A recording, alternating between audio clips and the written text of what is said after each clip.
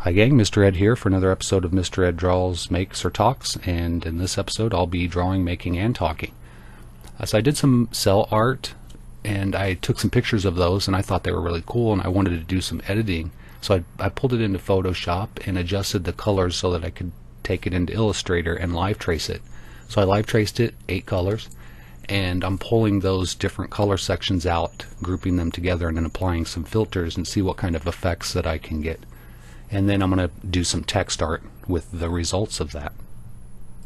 And in the meantime, I thought I'd give you guys some updates on what's been going on with me. So a couple weeks ago, I announced that I'm exploring a diagnosis for autism spectrum disorder, and I think it's so far it's looking a lot like Asperger's profile, but I fall out of that on some key points, and I'm not sure why. It could be I have strategies that I've adapted to cope, and it's hard for me to parse those out, so it really does take a professional evaluation at this point. But it could be Asperger's, or it could be pervasive developmental disorder not otherwise specified. So I'm at that junction right now. And since I've been milling this idea around in my mind, I've had to kind of reevaluate a lot of things about myself, and there's some things that I do that I really didn't know that I was doing that kind of startled me in a way. For instance, neurotypicals think usually in terms of language. Sometimes it's a blend of both language and imagery, but mostly it's language. And I don't think in language predominantly. I think in images. I think in pictures and video, and I didn't realize that. And it's this translation from my comfortable mental acrobats to language. So when I'm converting these images and stuff to a language that I can express, that's what I'm having problems with. And it's hard for me to understand people because I'm very literal about it. And the words that people say carry a lot of images. It's not just, like one term for a neurotypical person may mean a dozen different things for me. So that's confusing, and I'm trying to figure out how to cope and manage with that. That's one of the largest challenges.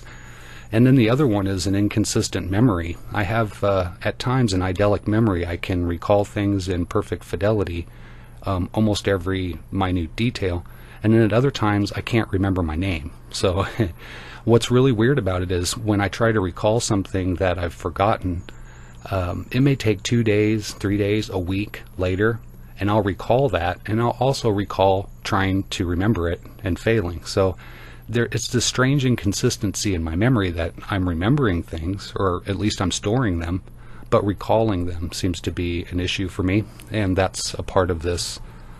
Parts of my brain aren't working in unison the way they're supposed to under what most people would call normal conditions. For me are abnormal conditions. So the socialization that people go through every day at work or wherever, to me those are overwhelming environments, and they cause this processing problem, and it just really makes my curve go down.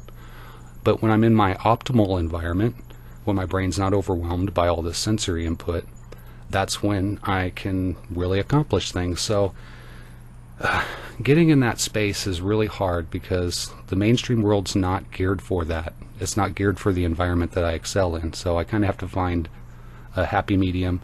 And then where I fail, I need to learn how to cope and try to put most of my energies into the most productive parts of what I'm able to do. So that's where I'm at with that. In a way, it's been liberating to understand that the quirks that I thought I had, the personality issues that I thought I had that I could work on and solve, which I can, I just have to do it in a different way. And it doesn't make me feel so bad now because I know that it's not an inherent part of my personality that's causing these issues. It's actually the structural problems in my brain. So I'm going to be working on that. And I also have some exciting news about I'm moving into an extra space here, so I'm going to have a full-size art studio, and hopefully I'll be able to do a little bit more stuff because I have the room. Like I want to do some sand casting. I want to make some fairy houses that are done with plaster sand casted. That would be pretty exciting. And some larger sculptures I'd like to do, because now I have more room to do the cameras, and it's just really exciting. So I can't wait to do that. But that's coming up in less than a week, I think, or about a week. I'll be moving in there, so that it's just a lot of work. So hopefully I'll be able to keep my obligations with Art Addicts Alliance, which we have a prompt that's coming up here at the beginning of the month, and I have my weekly videos that I'm trying to upload as well. Now, right now, my studio that I have, pretty much my work area, is covered with paint pour stuff. So that's pretty much all I've been able to do. And if I change things around where I can draw or do any other kind of art, it's a huge process. So when I move into my new studio, I can go from station to station and do what I need to do. It's going to be great.